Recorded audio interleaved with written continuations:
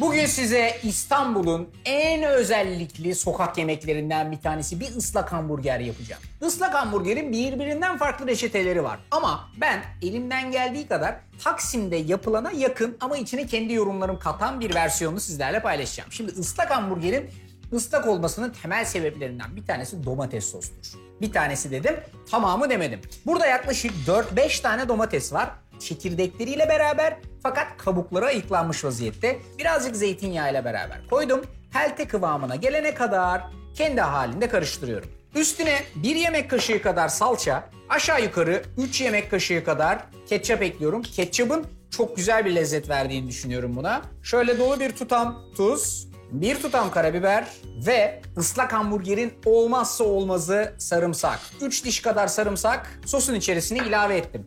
Islak hamburger sarımsaksız olmaz. Bol sarımsaklı olacak. Lezzeti her ısırdığınız lokmada hissedeceksiniz.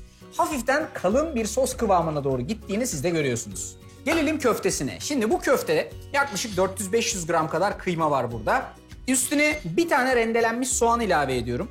3 diş sarımsak çünkü ıslak hamburger bunu gerektirir. Köftenin köfte gibi kokmamasını sağlayacak dolu bir tutam tuz ve tatmamasını ve 1 tutam karabiber. Bence bunlar tamamen yeterli. Fakat birazcık daha biz sevdiğimiz köfteye dönsün istiyorsak azıcık bir galeta unu, yarım bardak kadar, çok değil. Bir tane yumurta, birazcık da yaklaşık böyle bir çeyrek bağ dilimlenmiş maydanoz da ekleyebiliriz. Arkasından da köftelik kıymayı iyice yoğuruyorsunuz ve bütün her şeyin birbirine geçmesini sağlıyorsunuz. Şimdi bu köftenin özelliği mümkün olduğu kadar ince, hamburger ekmeğinin boyutuna yakın olması gerekir. Net bir gramaj yok. Nasıl isterseniz. Çünkü bu bir sokak lezzeti. Bütün çocukluğum böyle bu Beyoğlu, Asmalı Mescit, Karaköy bu bölgelerde geçen bir adam olarak gayet haşır neşir olduğum, gayet iyi bildiğim bir lezzet bu. Ama ben birazcık kendi yorumumu kattım. İyice ısıttığım tavaya çok azıcık bir yağ döküyorum. Köfteleri her iki tarafları da pişsin diye 30'ar saniye, çok fazla değil, tavada şöyle bir çeviriyorum. Köftelerin hepsini bir tur pişirdik. Çiğ değiller, tam anlamıyla da pişmediler, birazcık daha pişecekler.